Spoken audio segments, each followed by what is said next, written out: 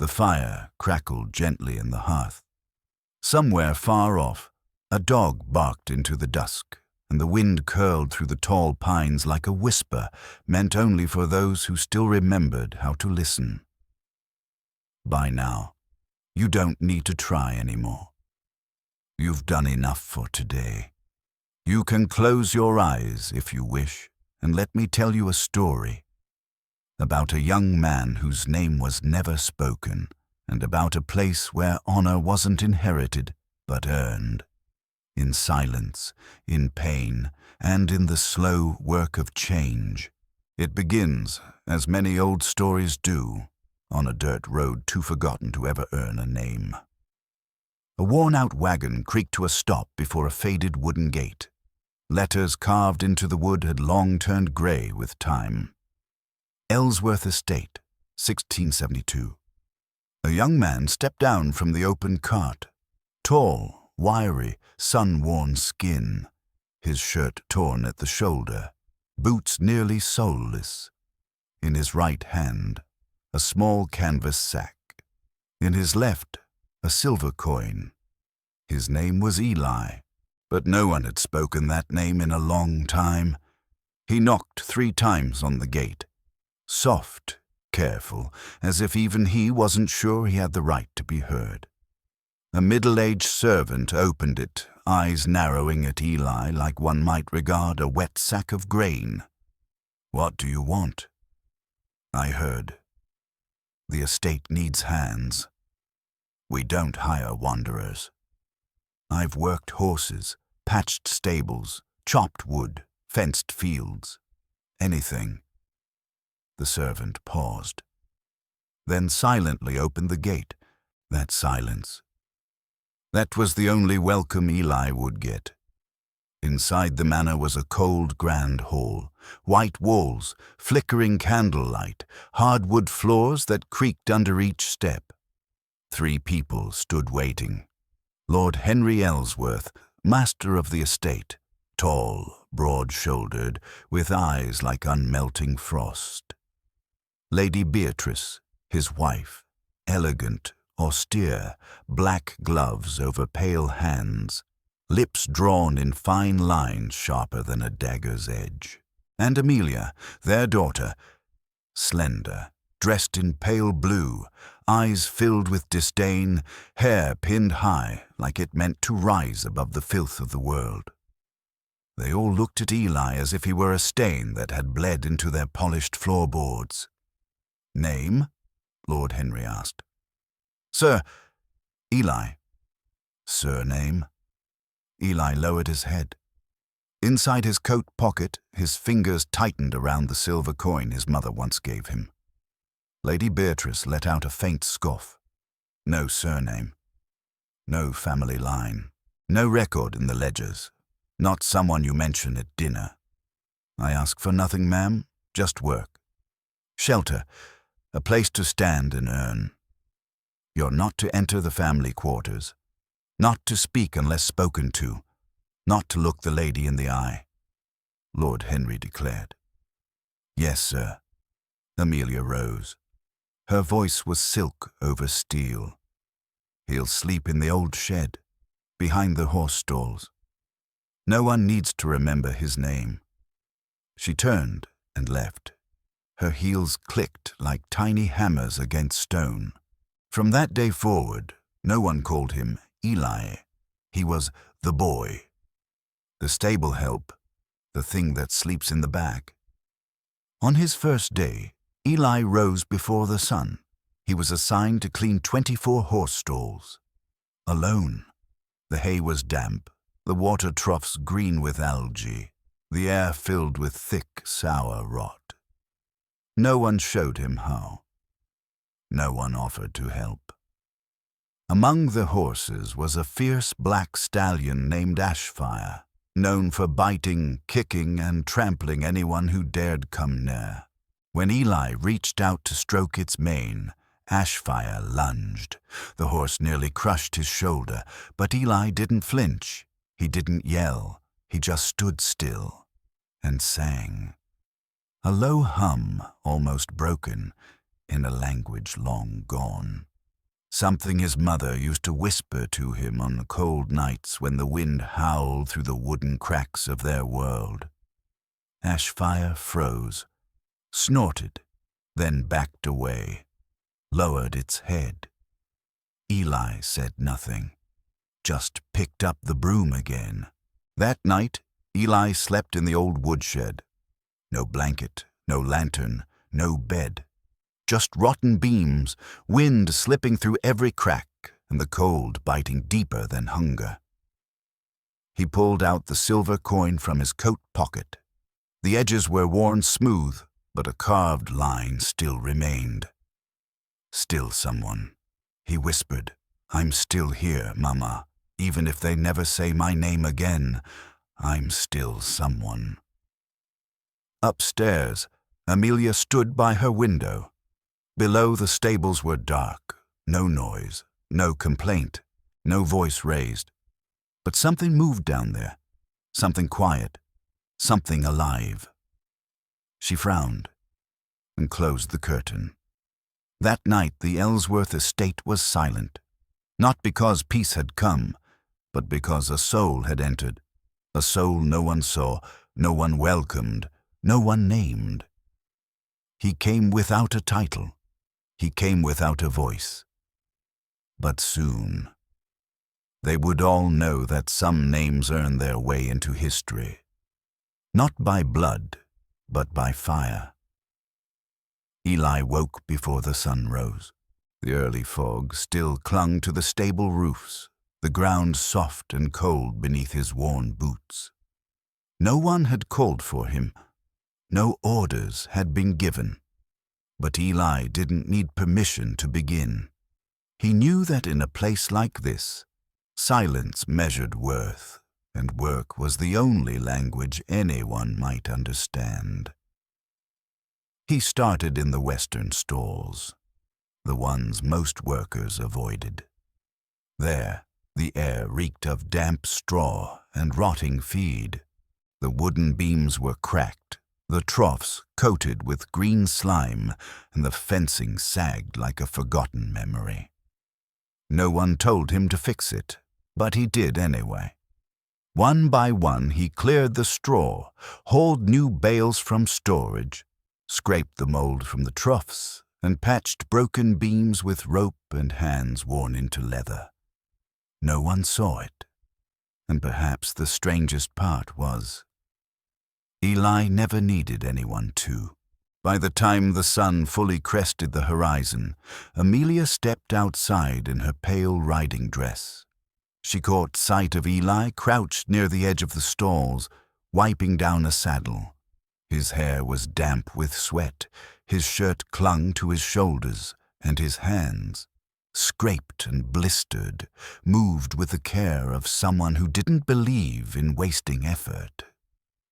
She froze, just for a moment. Not out of admiration, but discomfort. Something about his steadiness unsettled her. "Who gave you permission to touch my saddle?"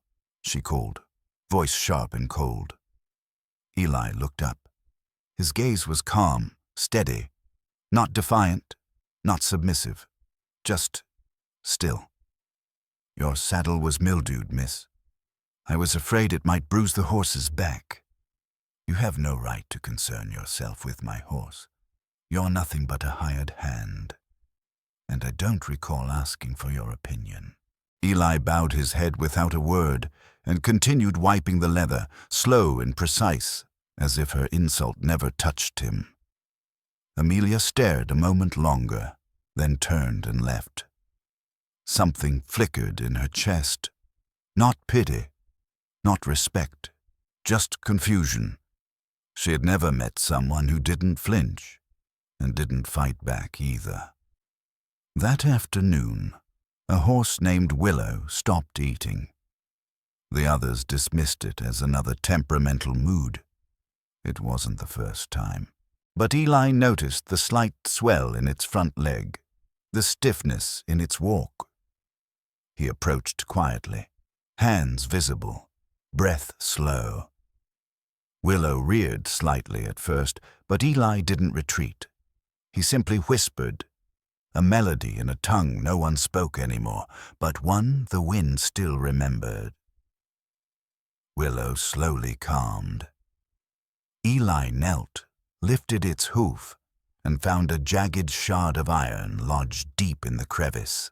He removed it gently, cleaned the wound with warm water he'd saved from the kitchen at dawn, and bound it with a scrap of linen. By evening, Willow was eating again. "Who fixed its hoof?" someone asked. "No one knows. Maybe it just got better." Eli said nothing. Martha, the old housemaid, watched from the stable door. She didn't speak either. She only nodded, a quiet gesture meant for no one but herself. That night, Eli returned to the woodshed. He ate what was left of a crust of bread, alone. Wind slipped through the cracks in the boards. He leaned back against the wall and took out the silver coin. Moonlight caught the worn edges. The carving was still faintly visible. "Still someone," he whispered. "I'm still here, Mama. Even if no one says my name, I'm still someone." A soft sound came from the doorway. Martha stood there, holding a strip of clean cloth. "For your shoulder. I saw the blood on your shirt this morning." Eli blinked. He hadn't expected kindness, especially not here. "Thank you, ma'am," he said quietly. Martha didn't reply. She simply placed the cloth down and added, "Don't let them see how much you know. They don't like that." Then she walked away, slow and quiet, just like Eli. Upstairs, Amelia walked the hallway and saw a faint lantern glow from the direction of the stables. She paused. There was a sound. Not words. Not quite a song. Something gentle, melancholy, and strangely familiar.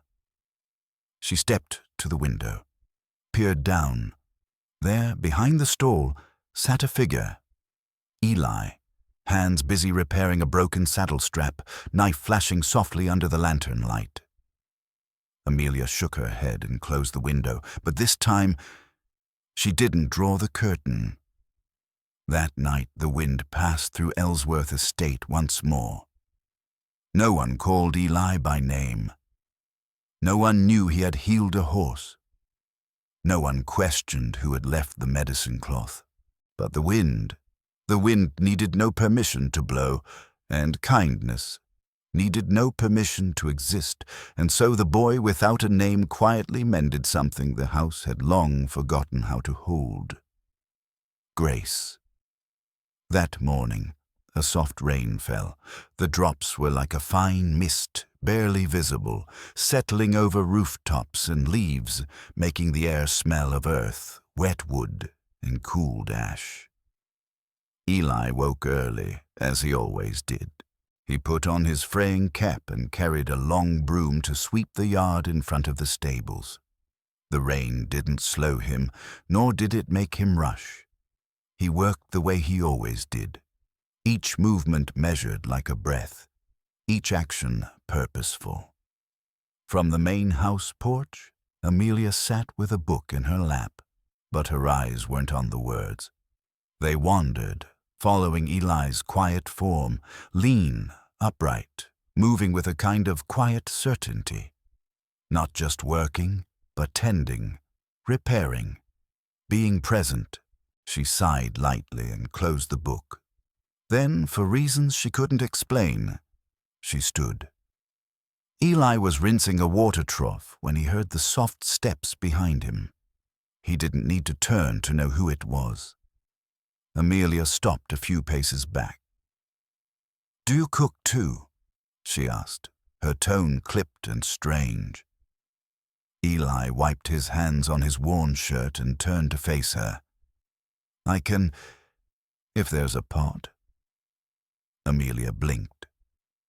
She hadn't expected such a direct answer. "Yesterday. My horse, Willow. She's walking again.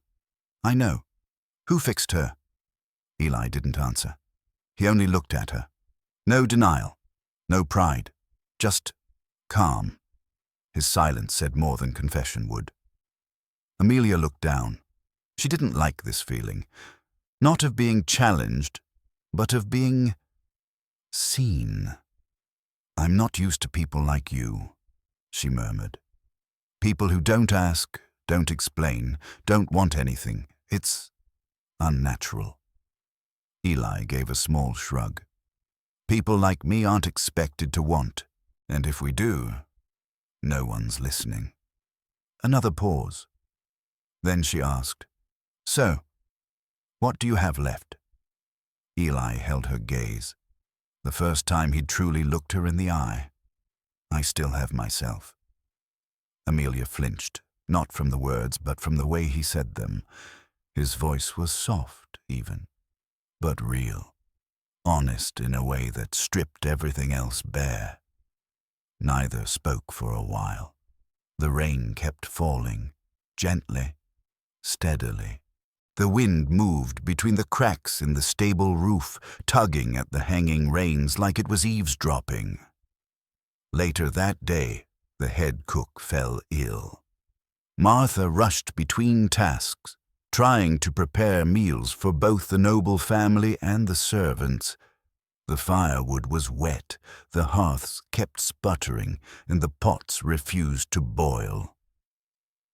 Eli entered the kitchen. He hadn't been called. He didn't speak.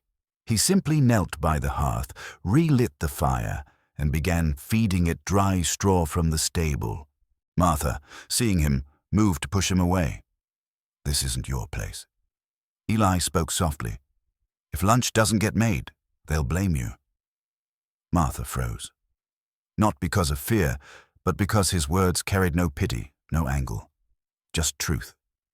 He returned to stoking the fire, quiet, steady, until the pot began to boil. From the hallway, Amelia watched it all. She didn't enter. She didn't speak, but something inside her shifted. That afternoon, Amelia brought a book to the garden. When Eli passed by, carrying a watering can, she didn't look away this time. Do you read? Eli set the can down. A little. My mother taught me. Remember anything? A poem, an old one, about wind. Say it. Eli hesitated. Then quietly, almost like reciting a memory rather than words, he said, The wind doesn't ask the way nor beg for paths to open. It only needs a piece of sky to breathe what goes unspoken. Amelia didn't laugh. She didn't tease. She nodded slightly and said, That's the first time I've seen wind. With words. That morning, something was different. On the warped wooden ledge where Eli always left his frayed cap, there was a fresh carrot wrapped in banana leaves, and a small piece of folded paper. For Willow, from the kitchen. No signature. No ribbon. Just an offering. And for the first time in many months at Ellsworth Estate, someone had left something for Eli, without tossing it to the ground. He picked it up quietly and walked to the stables. As soon as he entered, Willow, the grey mare, lifted her head toward him, nostrils flaring in calm recognition. Eli brushed her neck gently. He said nothing, but there was a flicker in his eyes, something unnamed. Inside the main house, Amelia sat at the embroidery table. Her needle moved up and down, but her thoughts stayed elsewhere, still lingering in yesterday's garden, in the rhythm of that poem Eli had recited. The wind only needs a piece of sky to breathe what goes unspoken. She wondered, how could someone like him, pushed to the edge of everything, carry such peace in his voice? The door creaked open. Martha entered, setting a basket of folded linens on the table. Something strange happened this morning, she said. In the kitchen, They called him by name. Him. Eli. Amelia didn't respond. Martha lowered her voice. Not everyone is pleased. Peter, the groundskeeper, he's been whispering to the others. Says Eli's pretending to be noble, that he's charming the mistress, trying to climb above his place. Amelia smirked. Peter is terrified of anyone doing better than him. Martha frowned, serious. In a place like this, miss, sometimes being better is the fastest way to get buried. That afternoon, Eli was summoned to the main house to help restore a toppled candle stand in the reading room. It was the kind of task no one had ever assigned to someone from the stables before. As he walked through the hall, several eyes followed him. No one greeted him, but their gazes had changed. There was curiosity, caution, and something close to respect. Grace, a quiet maid from the kitchen, set down a glass of water near the corner where Eli worked. She said nothing, but her eyes were no longer cold. An older servant, watching from the staircase, gave him a subtle nod as he passed, but in the shadows of the corridor, Peter watched like a wolf tracking prey. Near dusk, as Eli passed the old shed, Peter stepped in front of him. "Who do you think you are? You think just 'cause you cleaned a few stables you belong inside the house now?" Eli didn't answer. "You think because the lady speaks to you, you're one of us now." Peter stepped closer, his breath thick with smoke. "You're nothing but dirt." Eli raised his eyes, not angry, but colder than usual. "If I'm dirt, then you're wasting your time fighting with soil." Peter raised a fist, but another voice cut through. "That's enough." It was Martha. She stood at the corner, her voice sharp as broken glass. "He was called to the house because he works hard, not because he's chasing anyone. And if I hear another word from you, I'll take it straight to the master." Peter stiffened, then slammed his fist into the shed wall and stormed off. Eli turned to Martha. She nodded once. "Be careful, Eli. Don't let them feel threatened. They don't like that." That evening, the servants' meal was quieter than usual. No one mentioned him. But when Eli walked by, no one jeered. No one tipped over his bowl like they had in the first days. Something was shifting. But like all early winds, it didn't just carry the scent of blossoms. It carried storm. And for the first time, someone said Eli's name. Not to order him, not to scold, just to say it. And that name, soft, cautious, began to ripple through the estate. In the kitchen, in the stables, in the garden. Like a song no one dared sing out loud, but no one could forget. That afternoon, Amelia sat alone in the reading room. Books lined the dark oak shelves, and candlelight flickered gently across the spines. But she wasn't reading. The open page had remained untouched for nearly half an hour. Outside the window, Eli was cutting wood to repair part of the stable roof. He worked in silence, as always. But today, for Amelia, that silence felt deafening. She stood, closed the book, and stepped out onto the balcony. One question rose in her chest, uninvited. Why does someone with nothing unsettle me this much? Eli didn't notice her at first, not until a plank snapped beneath his saw. He turned. Amelia stood at the steps, hatless, holding a small cloth bundle in her hand. "It's salve. For your hand." Eli looked at her, gave a small nod. "Thank you." A long pause stretched between them, not heavy, not cold, more like the quiet that lingers in a chapel. Calm, but full. Amelia spoke. "Have you ever dreamed of something?" Eli looked down at his resin-stained hands. "I once dreamed of a place where no one asked my name before they looked at me. And if that place doesn't exist?" Eli raised his eyes. The last light of day caught his face. "Then I'll make it, even if there's only room for one person to stand." Amelia swallowed. Her chest tightened. She meant to reply, but didn't. She turned away.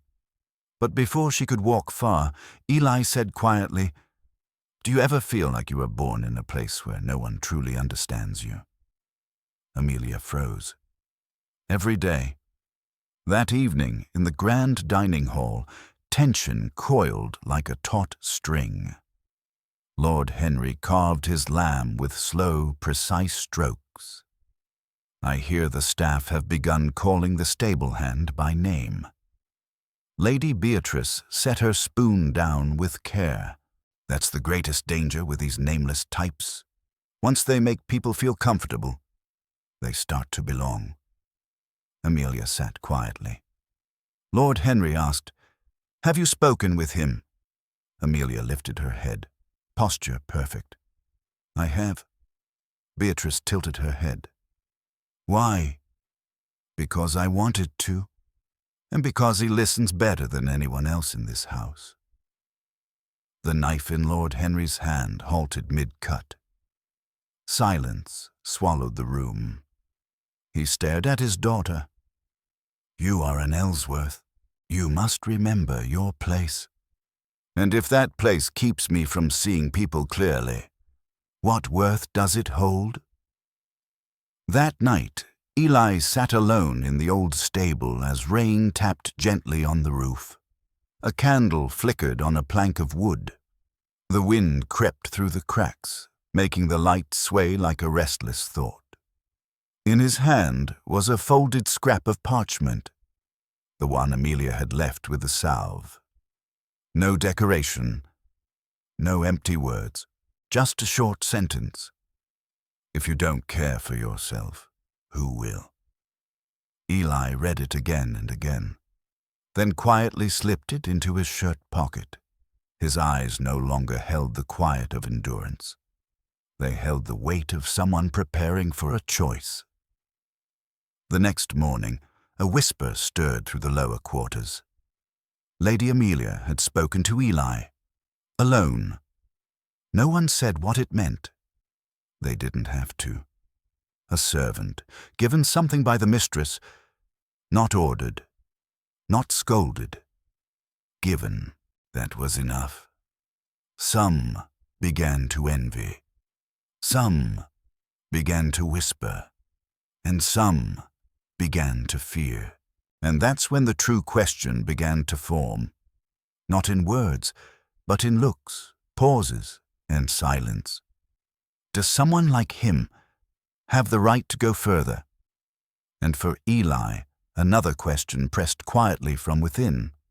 If I move forward, will there be anyone left to return to? The moon was dim. A thin mist clung to the back gardens of the Ellsworth estate, wrapping everything in grey silk.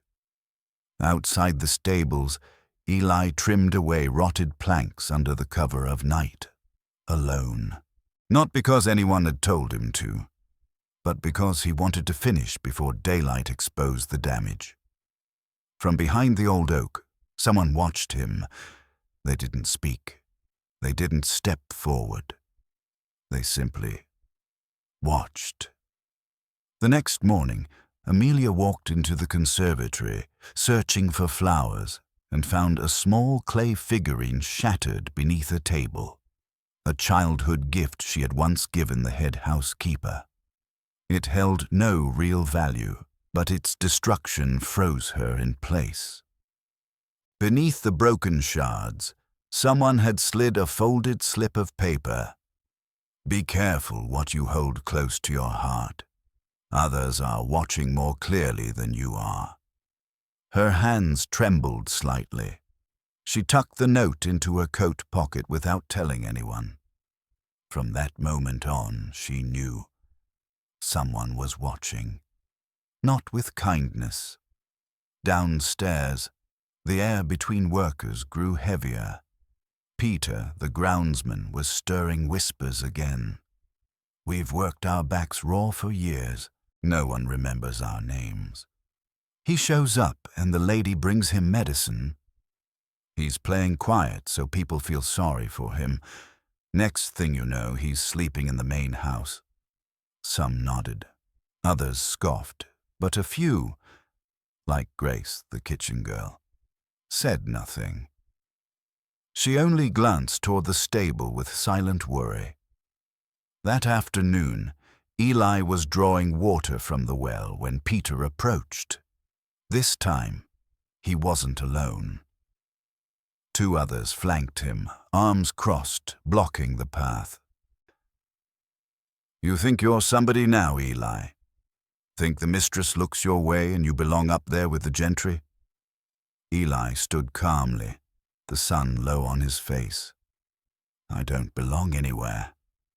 I just do the work I was given. Peter laughed bitterly. Oh, yeah. Then I guess you won't mind if you can't hold a saw anymore. He lunged. Eli dodged, but the second man struck from the side. Blood slipped from Eli's mouth, but he didn't fall. He didn't strike back. Hit me, Peter shouted. Be a man. Come on. Eli met his eyes. Not with fear, not with anger, but something colder. I'm not like you. I don't need to hurt others to prove I'm real. There was a pause, sharp and long. Footsteps echoed suddenly. Grace came running down the path, shouting, "The master's coming!" Peter froze. The other 2 backed away.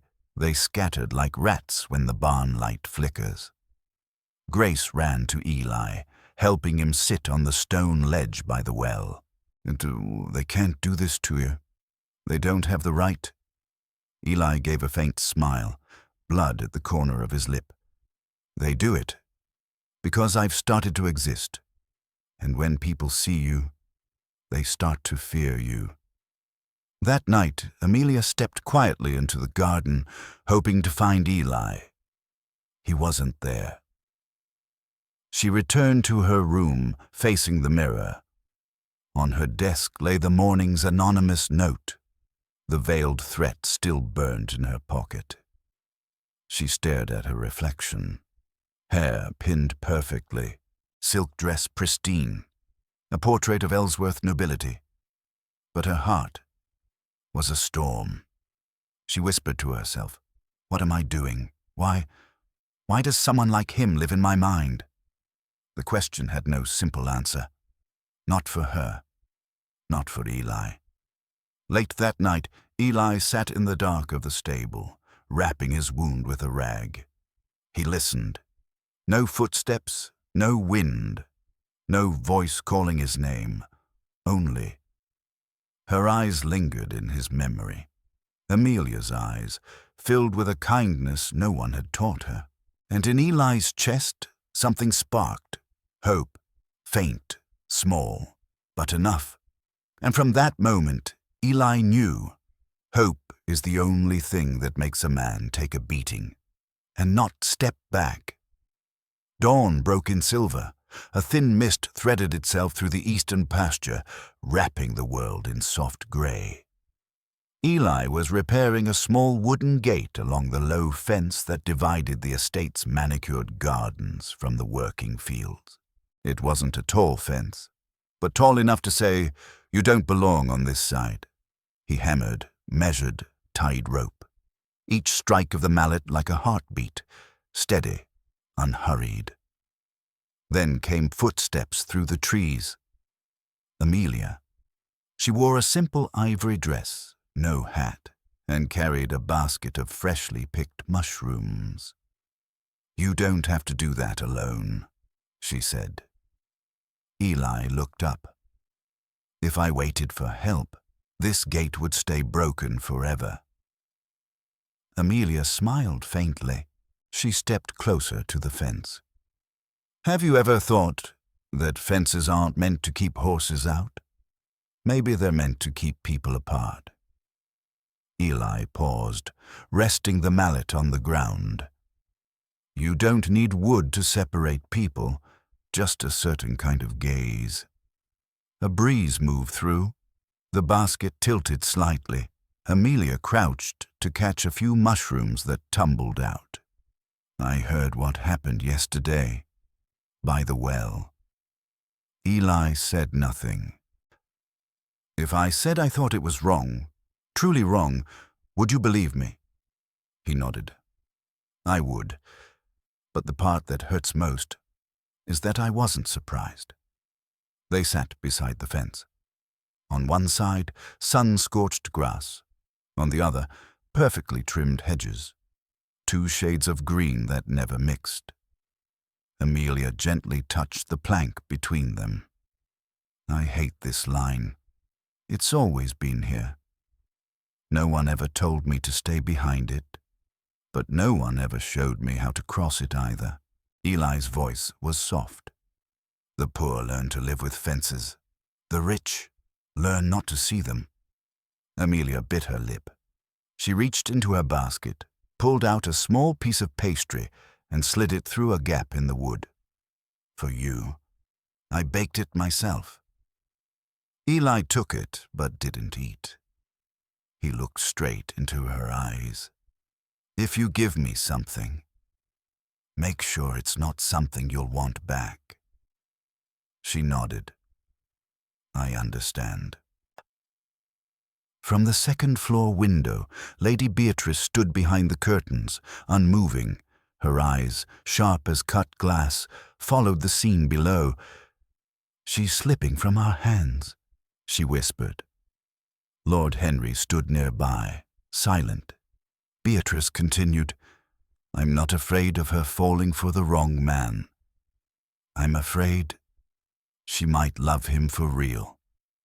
That afternoon, Amelia returned to her room and pulled out a handkerchief embroidered with her name. She wrapped it in a cloth pouch and tucked in a note that read, Sometimes we have to step past what's considered proper to find what's truly right. That night she left it beside the water trough, near the stable, unnoticed by anyone. Eli found it while cleaning late. He opened it, read the note, touched the fabric, and smiled. Not with victory, not with pride, just honestly. From the outside, the fence still stood. No one tore it down, no one crossed it, but that night 2 people, on either side, sat quietly, both looking up at the same sky, and understood.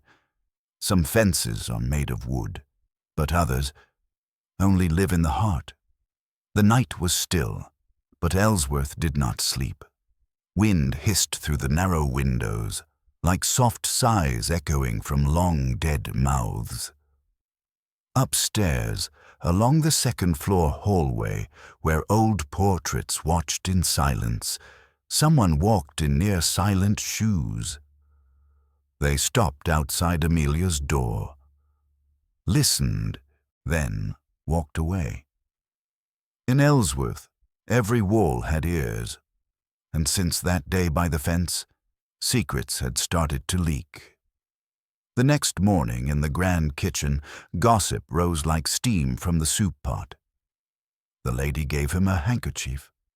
They say she wrote him a letter, in her own handwriting. What next? A summer wedding? Hush, you fool. You want to get us all dismissed? But the words spread, and once spoken, words have no leash. Amelia didn't hear the words, but she felt them. The glances from maids grew colder. Good morning vanished from the halls. Even Grace, the girl who used to smile, now kept her head low and her mouth shut. She knew. The cost of her heart was beginning to take shape. Eli kept working, his hand still bandaged, his eyes still downturned, but every step he took now felt watched. A statue in the garden was found smashed. A barrel dropped on his foot from a high shelf, a task assigned to him, then suddenly revoked with no explanation. And in all of it, no one asked, no one intervened. Only the stone stairs, grey, cold, remembered his footsteps, the steps of a man walking away from the role the world assigned him. That evening, in the Ellsworth dining room, Lord Henry laid down his knife and looked across the table. "I've heard unpleasant things about you in the stable hand." Amelia did not flinch. "I won't deny them." Lady Beatrice set down her glass. Her fingers trembled slightly. "Do you understand what that means?" Amelia replied calmly. "If the cost of loving someone is to be cast aside, then perhaps those who do the casting are the ones who deserve questioning." Henry slammed his hand against the table. "That's the voice of someone ready to stain her own bloodline." "No," Amelia said, steady. "That's the voice of someone who knows that the line between man and servant lies not in skin, but in spirit." Silence fell, thick as honey. At that same hour, in the servant quarters, an older worker named Owen sat beside Eli after supper. They were quiet for a while, until Owen said, "When I was young, there was a man like you. Good, quiet, strong." The young mistress of the house noticed him too. Eli met his eyes. "What happened to him?" Owen looked down. "They don't let stories like that live long." That night, Eli wrote a note. He didn't know who it was for, didn't know if anyone would ever read it, but he folded it and slipped it into the wooden crack beneath his bed. If this world won't let us live honestly, then at least let there be a trace left behind for someone who once wanted to. At the same time, Amelia stood at her mirror, removing her earrings. She reached for the handkerchief, her own, that Eli had quietly returned earlier that morning. Beside it lay a small piece of carved wood, shaped like a leaf, rough but beautifully made. No message, no note, but she understood. He was saying, "I'm still here," and she whispered, "So am I." That morning the sky was no longer gentle. The wind blew westward, carrying dust, dew, and the scent of dry, restless earth. People in the house were told to close the windows, but even closed, the wind slipped in, like a feeling no one could keep out. Amelia sat in her room, her hair slightly undone, dark rings beneath her eyes from sleepless nights. In her hands was a letter, one she had written for Eli 3 days earlier, folded neatly 3 times, but never sent. She wanted to give it to him, but when she stood, she sat again. At the work shed, Grace rushed to Eli, her face tight with urgency. "They know, Eli. They know about the handkerchief. About the wooden leaf." Eli didn't ask who. He already knew. "Someone told Lady Beatrice. And Lord Henry, they're furious. Really furious." Eli said nothing. He wiped the sawdust from his hands, exhaled slowly. "It's time." "Time for what?" Eli didn't answer. But in his eyes, resignation had been replaced with clarity. Later that afternoon, Lord Henry summoned Amelia to his private sitting room. Lady Beatrice was already there, seated in black, her high collar sharp, her expression carved in ice. Henry held a piece of paper, the unsent letter in Amelia's handwriting. "Do you have anything to say?" he asked, voice as cold as polished steel. Amelia glanced down. She knew her desk had been searched. I wrote it, but I never sent it. But you wrote it. Because it's the truth. Beatrice stood abruptly. The truth? Do you think your truth outweighs a century of family name and honor? You would throw it all away for a boy like him. Amelia looked up. Her eyes were wet, but her voice did not tremble. I'm not throwing anything away. I'm choosing something for the first time. Henry's voice hardened. Then as of today, you are no longer a daughter of this house. The words struck like shattering glass. Amelia stood. Slowly. If losing that title means I get to keep my own heart, I accept. She turned and walked away. And from that moment forward, the winds inside Ellsworth no longer blew the same direction. Eli was working in the stables when Grace came running, breathless. Amelia.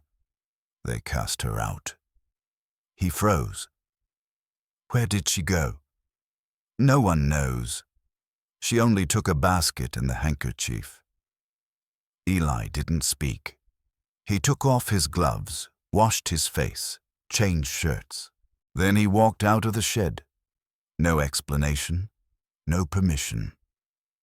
For the first time, he walked like a man allowed to choose his path. The rain began to fall, soft and thin.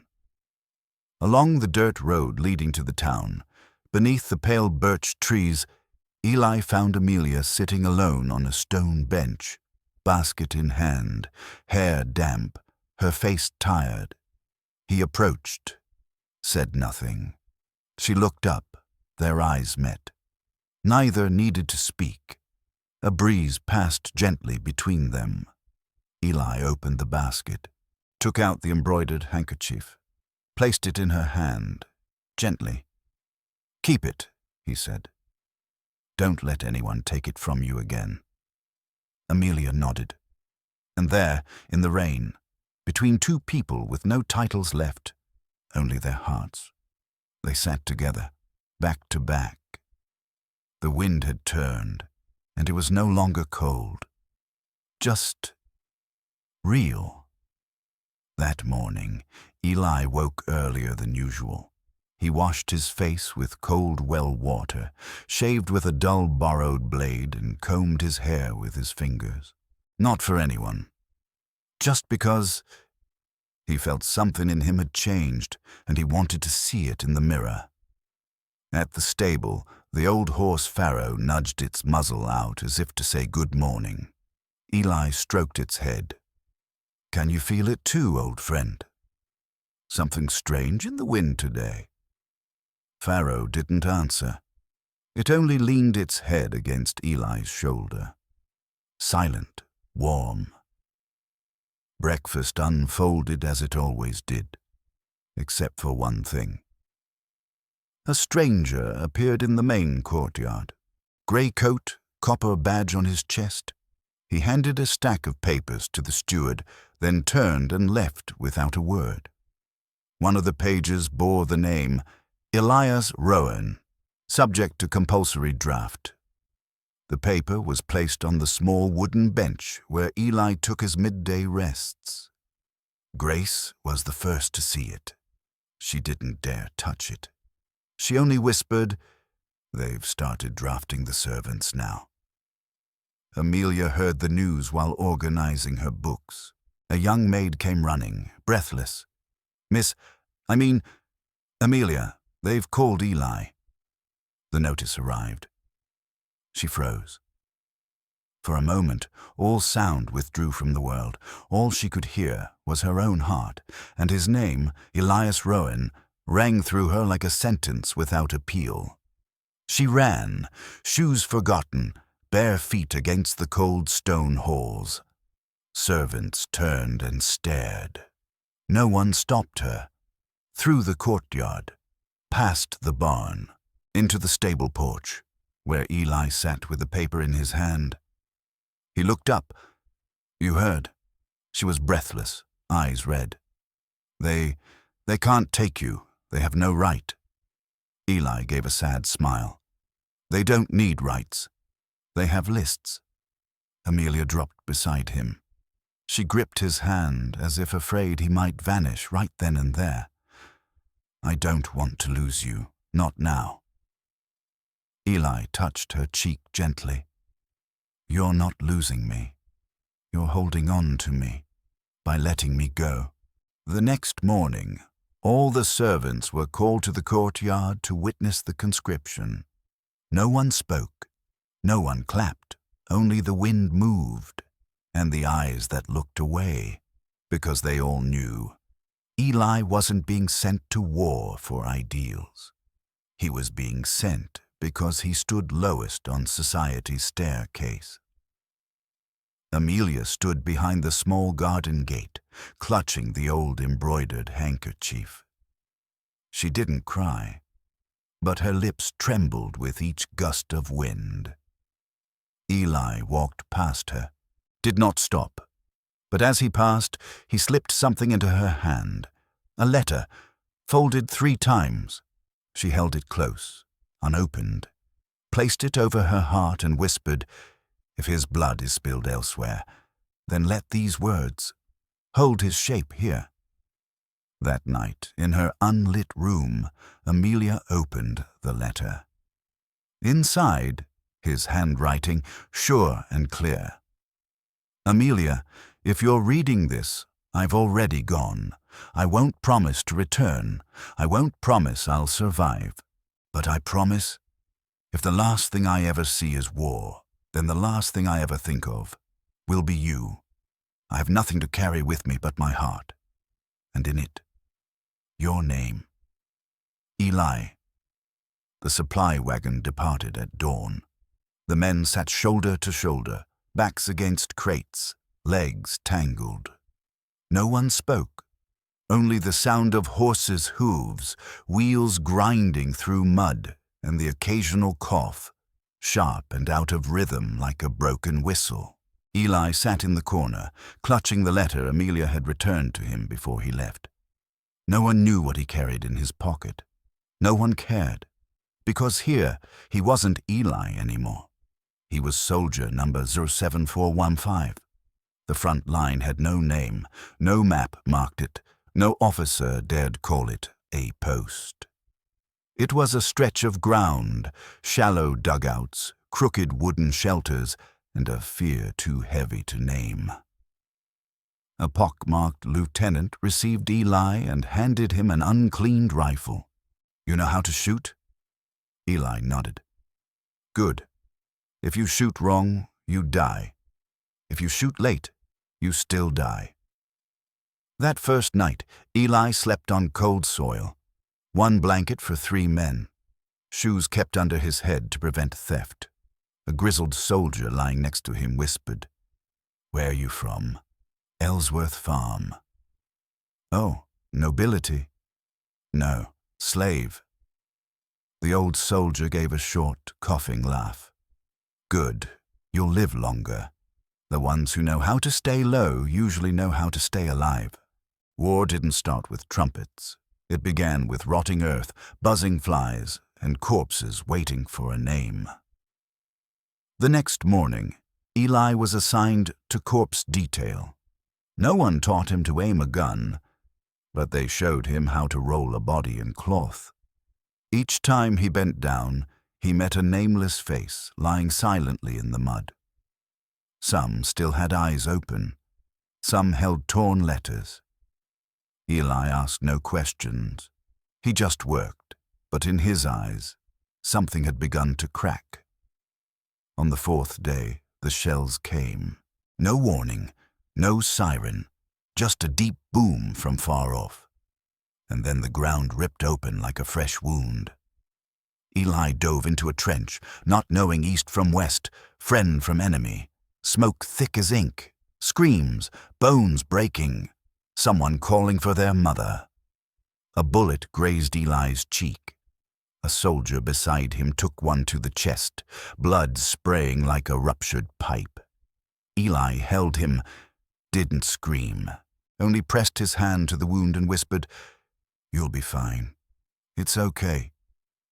but the man had gone cold long ago. That night, Eli didn't sleep. He sat alone, blood on his shirt. He didn't know whose. He pulled out a pencil.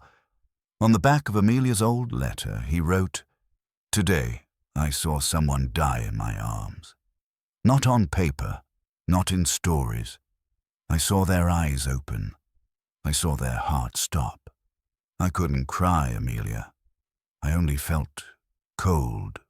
Elsewhere, Amelia stood before the small church at the edge of town. In her hands, her mother's old Bible, the only thing she kept after being cast out. She sat on a stone bench and opened to the center pages. Between them, a pencil drawing, a man with lowered eyes and a soft gaze. Eli. She placed her hand on the sketch and whispered, "No matter which way the wind blows, I'll always look toward you." The rain came early that morning. Not the kind that cleanses, but a thick, choking rain mixed with gun smoke, rusted powder, and distant howls that sounded like something lost. The night before, Eli's unit received its orders. Retake Outpost 4, at all costs. No one asked why. No one asked for whom. They only knew anyone who refused would be shot as a deserter. And in war, deserters die faster than bullets. As they prepared to advance, Eli gripped a small stone in his hand. A stone Amelia had once given him, now chipped at the edge. Oh, he carried no photos, no keepsakes, only the memory of a gaze that once held him back from becoming less than human. Smoke lay heavy like ash. A whistle blew, shrill and final. They charged. Outpost 4 was no fortress. It was a patch of blood-drenched mud, shattered fences, and death crouching in silence. Bullets flew from every direction. Men fell like wheat in a storm. Eli couldn't count how many times he stumbled, then rose, then fell again. His hands trembled, his vision blurred, and the rifle burned hot like iron from a forge. A man beside him took a bullet to the skull. Blood splattered across Eli's face. He didn't scream, he just kept running. When hand-to-hand combat began, Eli realized he was doing something he swore he never would. He was killing. The enemy soldier looked barely 20. Wide eyes, curved blade. They collided. Eli struck first. No screams, no tears, only his hands slick with blood, not knowing whose. By dusk, they had won. The outpost was taken. The enemy had retreated. The report read, "Casualties, 34 dead, 58 wounded, objective secured." That night, Eli sat alone beside a hollow pit. Campfires barely burned in the rain. The moon was faint, like ash in a dying flame. He took out a pencil stub, opened his notebook, and wrote, "I'm not the man I used to be, Amelia. Today my hands killed, and my heart stayed quiet. I'm not proud, I only know. Survivors aren't the strongest. They're the ones who let go of pieces of their soul." Back home, Amelia read of the victory in a tattered newspaper. Page 3. Bottom column, tiny font. Western Front successfully retook Outpost 4. Though minor, the victory holds strategic value.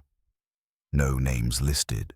She folded the paper, placed her hand over her chest where Eli's last letter still rested, and whispered, "If they won't remember your name, I will. Not for the victory, but because you remained human, even with blood on your hands." Eli woke in the middle of the night, buried in a makeshift trench after 3 days of relentless combat. No more gunfire, no one calling his name.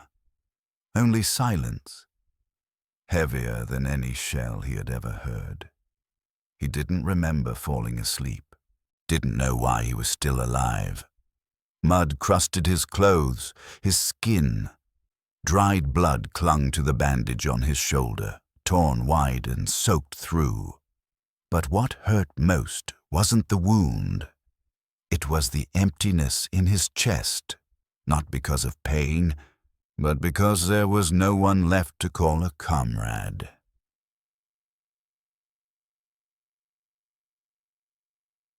He found a scrap of paper, burned at one corner, from a ration crate. Half a pencil stub remained in his pocket. He sat up, leaning against the cold earth wall. A dying flare flickered overhead. Just enough light, and he began to write. Amelia, I don't know what day it is anymore. There's no time here, just wind, mud, and memory. I've survived more battles than I can count.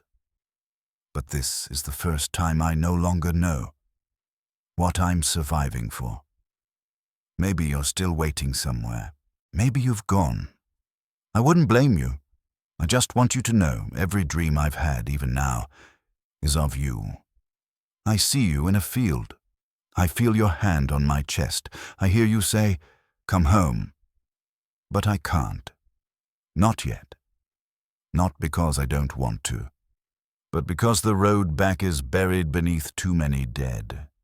If this letter never finds you, then let it be known that among the thousands forgotten, there was one who remembered your name.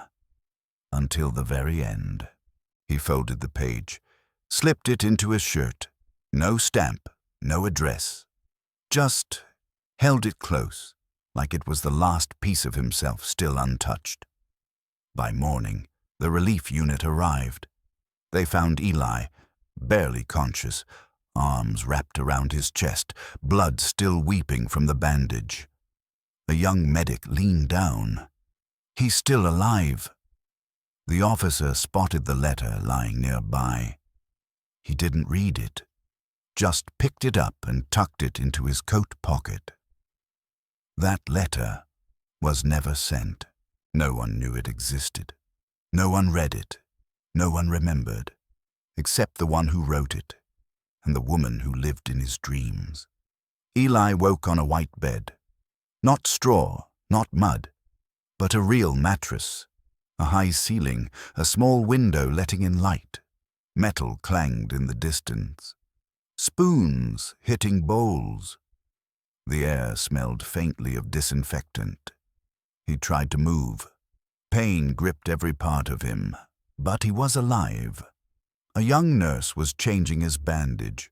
When she saw his eyes open, she smiled. "Welcome back. You're at the rear base now." "How long?" Eli asked, barely a whisper. 11 days. You lost nearly half a liter of blood. Lucky they found you in time. 3 days later, he could walk, limping, shoulders still swollen, but he wanted to step outside, wanted to see the sky. When the infirmary doors opened, he saw a world that felt unfamiliar. People were laughing. Children ran through the dirt path. Banners strung across fences read, "Honoring our returning soldiers." A woman approached, holding her little boy. "Thank you for fighting for our freedom." Eli nodded, saying nothing. Inside, the words rang like a language long dead. That evening, they held a recognition ceremony. Eli's name was read aloud among the list of surviving soldiers with merit. He stood in the center of camp, looking up at the waving flag. But he didn't see the banner. He saw the face of the young soldier he had killed at Outpost 4. He saw Grace, the young maid, falling in his memory, though she'd never seen a battlefield. He saw the hands raised in panic, the ones no one reached for. An officer shook his hand, pinned a medal to his shirt. "You are living proof of the courage from the lowest ranks. You're a symbol." Eli gripped the officer's hand. "I don't want to be a symbol." "Excuse me?" Eli looked him straight in the eye, not with anger, but weariness. I just wanted to live, without having to kill someone to do it. That night, Eli sat alone behind the camp. He took out the letter he'd written in the trench, still in his coat pocket. He read it again. Under the moonlight, the words faded. But the feeling grew sharper than ever. He didn't cry. He placed the letter into a small fire. The paper burned line by line, sentence by sentence, memory by memory. Somewhere far away, Amelia sat at her mother's old piano. She played a short melody, her hands trembling slightly. The song was incomplete, but the notes were enough to call forth a memory, enough for Eli to hear, even in sleep. The next morning, as the sun rose, Eli stood beneath the flagpole. The flag still waved, but he no longer looked up. He understood. Some wounds are never bandaged. Some banners, no matter how high, cannot cover a soul that has already torn. On a still autumn afternoon, in a wooden cabin by the edge of the woods, an old man sat by the fire. A wool blanket rested on his knees. Beside him sat a rusted tin box and a small bronze bell, one no one had rung in a very long time. His name was Eli. No one called him a soldier anymore. No one spoke of heroism. Only birds tapping on the roof and the faint scent of burning wood filled the room. A little girl sat at his feet, eyes wide. Tell me more. Did you ever see Amelia again?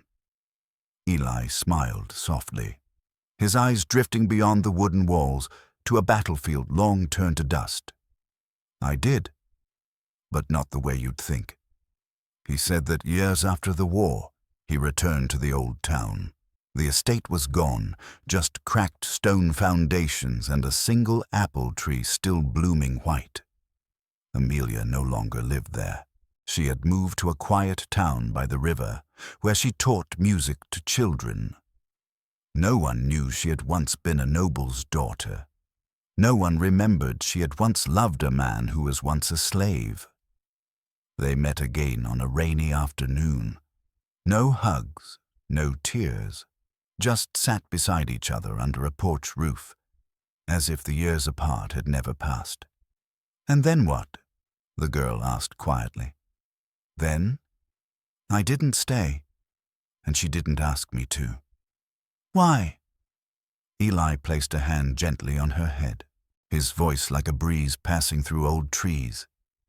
Because some kinds of love aren't meant to be held. Just felt enough to keep you alive. The child went silent for a moment, then whispered, But you still remember her? Eli smiled, a light in his tired eyes that only time could shape. Every morning I wake up. I still make 2 cups of tea, one for me, one for a memory. Evening fell. A distant church bell rang, faint and trembling, like his memories. Eli closed his eyes, holding the little bronze bell. He shook it gently. No one else heard it, but he did. He heard it clearly. The sound of all the years when he was still a man.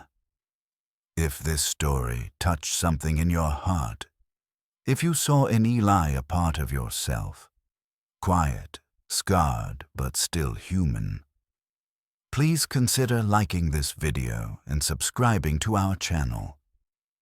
No drama, no noise, just gentle stories that ring like quiet bells through the corners of memory.